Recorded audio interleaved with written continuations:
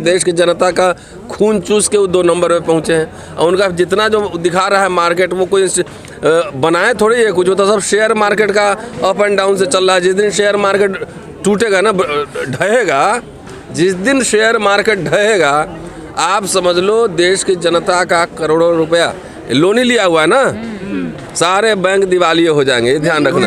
भारत का नाम रोशन हो रहा है सर। सही है, यानी दूसरा नंबर के आदमी हो गया, आप कह रहे हैं। नहीं, शंभू का भी नाम बहुत रोशन हो रहा है दुनिया भर में। लेकिन सर आप एक तरफ मोदी जी की बात कर रहे हैं तो दूसरी तरफ राहुल गांधी जी भी तो भारत जोड़ो यात्रा कर रहे हैं, भारत को जोड़ रहे हैं। अच्छी बात है ना, सबको यात्रा करनी चाहिए। यात्रा कभी अनपेड थोड़ी होता है, उसमें एजेंडे पे बहस होनी चाहिए, एजेंडे पे बहस होनी चाहिए। भारत यात्रा के साथ साथ क्या क्या एजेंडे होंगे इसमें बहस भी हो रही है सर अभी। इसीलिए उस ट्रैप में मत फंसिए। बार बार चीता, बिल्ली, मुर्गी सब दिखाएगा, इसमें फंसने का नहीं है। वो आपको आपके रियल मुद्दों से जो है ना डेविएट कराना चाहता है। इकोसिस्टम ठीक होगा देश का। ठीक है, बढ़िया, देखते हैं ना, अब चुनाव तो आ ही रहा है। सर दिल्ली यूनिवर्सिटी में ओबीसी के प्रोफेसर के लिए वैकेंसी दिखा, नॉट फाउंड सुटेबल। मतलब 60% आबादी वाला एक भी सुटेबल आदमी नहीं है, कट्टर हिंदू ओबीसी। सिर्फ यहाँ पे home minister, education minister, HRD minister और प्राइम मिनिस्टर सुटेबल है। बात मेरी समझ गए? प्राइम मिनिस्टर सुटेबल है और एजुकेशन मिनिस्टर सुटेबल है, दोनों। अब कह तो रहे आरएसएस बोला कि प्रधानमंत्री बना दिया, आप प्रोफेसर बन के क्या करोगे? प्रधानमंत्री, एचआरडी मिनिस्टर सब बना दिया, आप राइट्स ले क्या करोगे प्रोफेसर होकर? तो इसलिए एकदम ताल ठोक के यहाँ मंत्रालय और प्राइम मिनिस्टर और एचआरडी मिनिस्टर के नाक के नीचे दिल्ली यूनिवर्सिटी में एनएफएस हो रहा है। तो कट्टर हिंदुओं को क्या सलाह देंगे? उनको सोचना चाहिए कि कट्टर बने रहना, कट्टर बनना तो जाइए, अपने अपनी जात के हिसाब से काम कीजिए। यही तो वर्ण राष्ट्र बना रहा है बीजेपी आरएसएस। वर्ण राष्ट्र, हिंदू राष्ट्र नहीं, ये वर्ण राष्ट्र बन रहा है। ये हाँ, रोज नया वर्ड चलता है, वर्ण राष्ट्र बन रहा है। इसमें अपने अपने वर्ण के हिसाब से आपको अपना ड्यूटी काम करना पड़ेगा। कट्टर हिंदुओं के लिए क्या काम होगा? राष्ट्र में आप तो प्रोफेसर है इतिहास, तो कोई सब्जी उगाएगा, कोई खेत मकई उगाएगा, कोई भैंस पालेगा, कुछ इसी तरह काम होगा। कोई शिकार करेगा, मछली पकड़ेगा, और क्या करना है। और कट्टर एक को राजा बना देगा, बाकी सबको लगा देगा इसमें। कानून व्यवस्था बढ़िया है तो ये घटनाएं क्यों घट रही हैं? गिरफ्तारी हो गई है लखीमपुर खीरी में, और मुझे लगता है गिरफ्तारी के साथ साथ स्पीडी ट्रायल होना बहुत ज़रूरी है। आखिर हाथरस केस वाले में क्या हुआ अभी तक? तो गिरफ्तारी तो होगी, क्रिमिनल तो पकड़े ही जाएंगे, उसको पकड़ना भी चाहिए, लेकिन गिरफ्तारी के अलावा उसका स्पीडी ट्रायल भी होना चाहिए, और जो पीड़ित है उसको जिससे कि इंसाफ मिल सके। ज़्यादातर ऐसे केसेस में पीड़ित जो है कमज़ोर वर्ग के होते हैं, आर्थिक रूप से, सामाजिक रूप से भी कमज़ोर वर्ग के होते हैं। लंबा प्रोसीडिंग चलने में अफोर्ड नहीं कर पाते हैं, दूसरा लोग डराते धमकाते में तोड़ते भी हैं, गवाहों को तोड़ते हैं, साक्ष्य मिटाते हैं, तमाम ये सब पॉलिटिक्स चलता रहता है। इसलिए मैं समझता हूँ कि स्पीडी ट्रायल उसका होना चाहिए, उसको त्वरित न्याय मिलना चाहिए। आरोप लग रहा है कि अपराधी मुस्लिम है, इसलिए विपक्ष शांत है इस मुद्दे को। क्यों मुस्लिम अपराधी? अगर मुस्लिम है तो क्यों शांत होगा? अपराधी अपराधी है।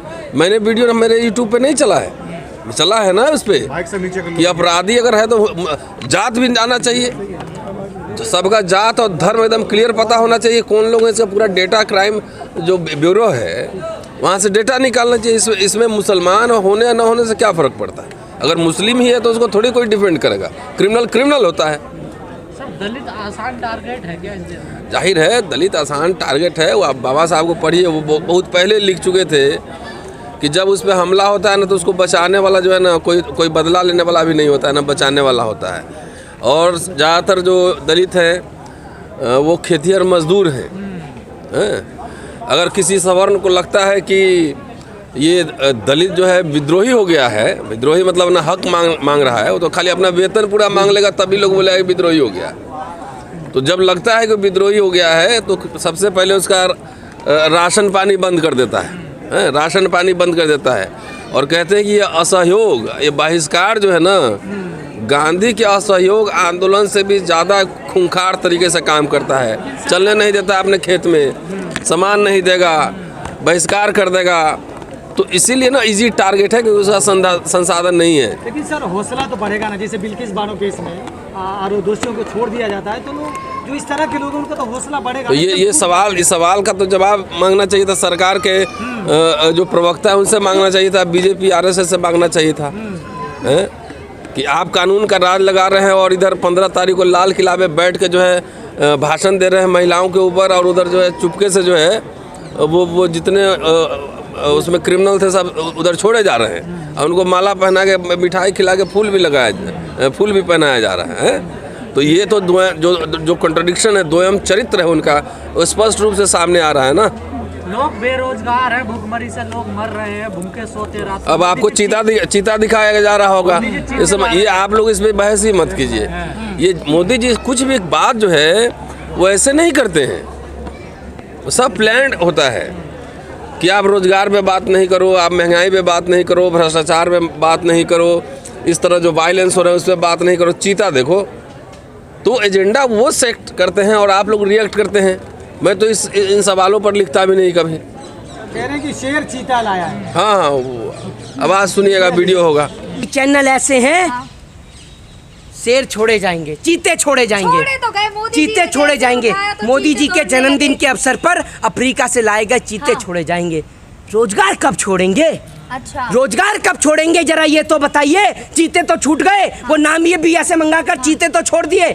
देश के अंदर जो बेरोजगार युवा सड़क पे घूम रहे हैं, लाखों करोड़ रुपए के चीते मंगवा लिए आपने, ठीक है, लेकिन देश के नौजवानों को रोजगार देने के लिए सरकार पे फंड नहीं है, सरकार पे पैसा नहीं है। लेकिन आप सुनिए, मोदी जी के जन्मदिन के अवसर पर चीते छोड़ने जरूरी थे? सरकार का फर्ज है मोदी जी के जन्मदिन के अवसर पर, प्रधानमंत्री के जन्मदिन के अवसर पर देश के नौजवानों को सौगात दी जाती कि 2 करोड़ रोजगार का जो वादा किया। जी बात सुने, नवजात बच्चों को सोने की अंगूठी दी जाएंगी जी, सोने की अंगूठी दी जाएगी। कहाँ पर दी जाएंगी नवजात बच्चों को? हैं? पलवाड़ा में। ये कौन सी जगह है जी? तमिलनाडु में। नहीं, एक बात आप मुझे बताइए, सिर्फ तमिलनाडु में बीजेपी की सरकार है और कहीं नवजात बच्चे नहीं है? इस पे एक रेस्टोरेंट है, वहाँ पे स्पेशल कुछ कल होगा खाने। क्या होगा? खाने के लिए कल कुछ स्पेशल। सुन लीजिए, उस रेस्टोरेंट में जाकर कल ग्राउंड रिपोर्ट कर लीजिएगा, आपको पता चल जाए। अगर एक भीख मांगने वाले गरीब को अंदर घुसने भी जाने दिया जाए। एक बात आप मुझे बताइए, एक काम करिए ना, आप भी खाली मोदी जी के जन्मदिन पे खाया करिए, उसके बाद मत खाइए। मतलब एक दिन रोटी खिला दीजिए, उसके बाद कोई भूख से मरे तो मरे। आपको पता है मानव सूचकांक में भारत का स्थान कौन सा है? हर दिन भारत देश में कितने लोग भूख के कारण मरते हैं, भूखे पेट सोते हैं, आप जानती हैं? मोदी जी के अवसर पर एक दिन अगर खाना बट रहा है तो आप ढोल पीट दीजिए। मध्य प्रदेश में बर्थडे मनाएंगे मोदी जी है का। जन्मदिन, सुन लीजिए, जन्मदिन बिल्कुल नहीं मनेगा, ये बेरोजगारी दिवस के रूप में मनेगा। देश का नौजवान बेरोजगार है, बेटियों के साथ। आप एक बात मुझे बताइए, प्रधानमंत्री आप कह रही हैं, नहीं जो विश्व गुरु बना रहे देश को, आप विश्व गुरु उनका जन्मदिन ना मनाया चलिए जाए। एक बात मुझे बताइए, कौन से ऐसे देश हैं जहाँ बलात्कार होते हैं जितने भारत में हो रहे हैं? बताइए। बांग्लादेश का एक जज क्या कहता है पता है आपको? बलात्कारियों को फांसी की सजा देते हुए कि इसको भारत मत समझिएगा।